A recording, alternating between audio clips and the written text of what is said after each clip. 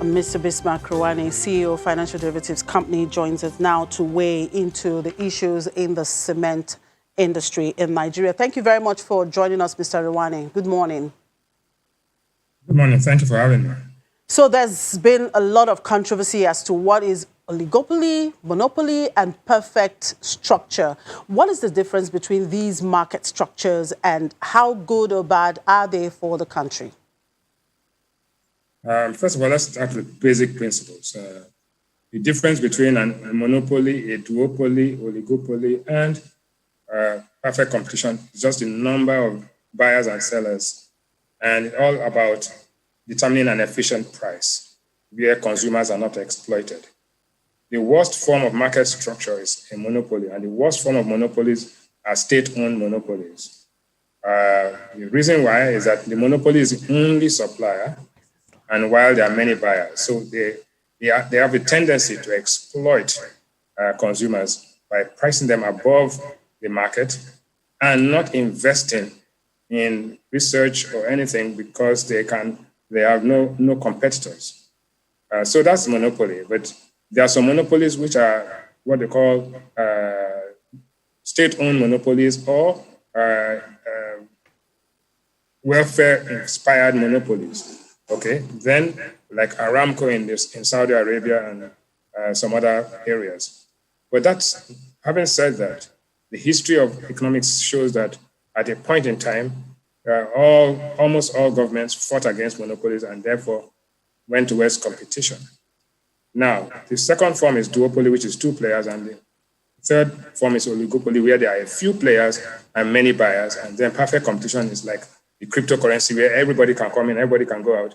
And so that's the difference between these various factors. But what you must bear in mind, and viewers must bear in mind, is that typically what the consumer wants to have access to a product, access to a good price, and access to go in and go out whenever he wants it. That is the fundamental differences. Okay, Mr. Rewane, it is widely believed that in an oligopoly market structure that the consumer is always exploited by the producers. Can you say that is true for the Nigerian cement manufacturing industry? No, I think that at times oligopolies actually exploit consumers if they collude, because there's a law against price fixing. That's why they have the Consumer Protection Act. If MTN and Airtel and Glo and Nine Mobile come together and start to fix prices, the NCC will come against them, even though it's an oligopoly in that case. But you find that once there's competition amongst oligopolists, the consumer is not exploited. As a matter of fact, prices begin to come down and everybody begins to actually pass on the cost efficiencies to the market.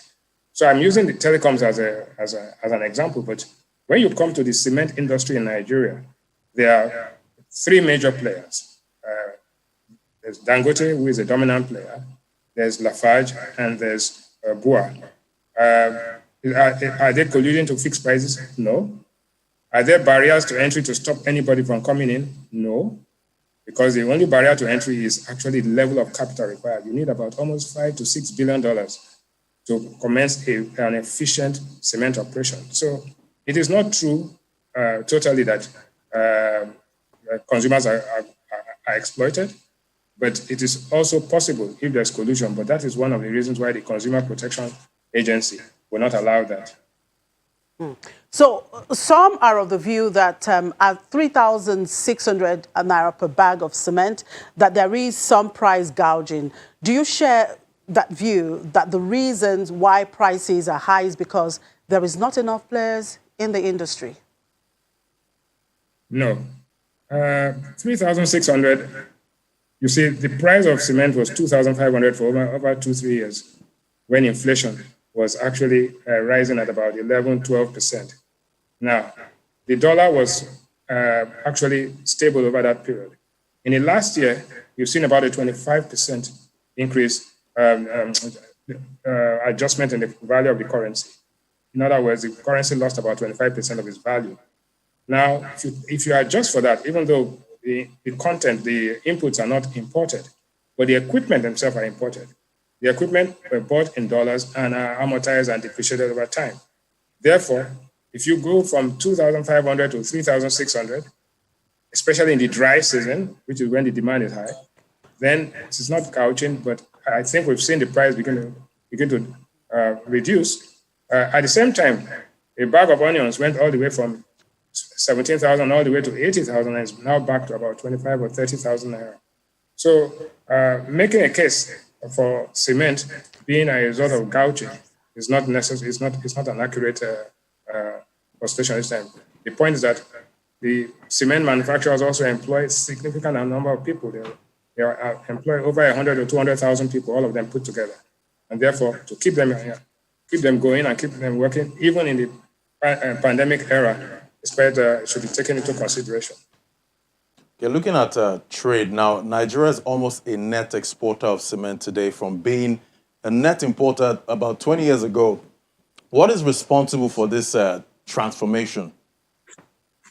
Well, I think the thing is that if you look at the graphs that we have with you there, you will find that the total production of cement in 2010 was capacity was about 2.2 million tons. In 2011, it expanded to 23.75 million tons when Dangote entered the industry. With some backward integration, we got to 28 million tons. Today, the combined capacity of all of these parties put together is about 50 million tons. So Nigeria, yes, is now a net exporter, and because of the cost efficiencies, you cannot import cement and be competitive. And I want to go back to the point I made about barriers to entry. The only protection that has happened is that you are not allowed to import finished cement into Nigeria. Nobody has stopped any other person from coming to manufacture. So the notion that there is a barrier that you need a license to come and manufacture cement or set up your manufacturing plant is not correct. The truth is that everybody, you can go in, but the point is that you need about $4 or $5 billion, and not everybody in this country can invest $4 or $5 billion. For your information, the combined market capitalization of the three companies is 6.95 trillion, which is 32% of market capitalization. So you can imagine their combined turnover is over 1 trillion naira a year, even in these times. So it's something that we have to understand, that the only barrier to entry it's not a regulatory barrier to entry. It is capital that is a barrier to entry. All right, Mr. Rewane. Now, the African Continental Free Trade Agreement has kick-started, and I remember that last year, Dangote Cement, of course, started exporting clinker. How much impact has that had on this industry so far, and what is your outlook considering the AFCFTA now? Well, I think even before the AFCTA, Dangote is already operating, not only exporting, operating, and in 14 African countries, in difficult places like Ethiopia, Senegal, South Africa, which is highly competitive, competing against the IXM and all these other major players in the world, right? Not only in Nigeria, but across Africa. So I think in anticipation of the African Continental Free Trade Agreement and knowing what was going to happen, people like Dangote and others had actually gone in there and taken the political and commercial risk to invest in these countries and become in the end, they will become net exporters and therefore be bringing dollars into Nigeria. So, and this is not, without prejudice to the refinery, fertilizer, and other investments that the Dangote Group have made in the export free trade zone there. So when you put all of this together, you find that the strategic intent of having an Afrocentric blueprint is what Nigeria and the likes of Dangote and Bua and Lafarge are taking advantage of. So one, satisfy domestic demand. Two, be competitive enough to compete, to actually sell aggressively across Africa. And because the African Continental Free Trade Agreement says that if the goods originate in Africa, you pay no 5% duty. And so you take advantage of this and you begin to actually consolidate And so in the end, we think that Nigeria will be a hub for manufacturing cement, will be a hub for refining, be a hub for petrochemicals, be a hub to some extent for banking, and to a large extent, some basic commodity and agricultural raw materials. So I see that as a big plus for Africa, and especially for those visionary like the Dangote Group. And I'd like to spend a minute talking about the revenue profile of these three companies. You find that of the 1 trillion naira, 761 billion naira of this, that is 70% of the turnover of this 1 trillion naira Dangote has. And WAPCO, which is Lafarge, has a 179 billion, and BOA has 156 billion. So the two of those guys put together have 300 billion, while Dangote has about 761 billion naira. So you can see the dominance there. The one-year return on the shares of Dangote is about 25%. The return on WAPCO, which is Lafarge, is 68%. And that of BOA is sterling 104%. But again, 104% on a smaller number, 68% on a smaller number, and 25% on a huge number of 761, something that we need to think about. But all of these companies are doing very well. Like I said, they have almost 32% of total market cap.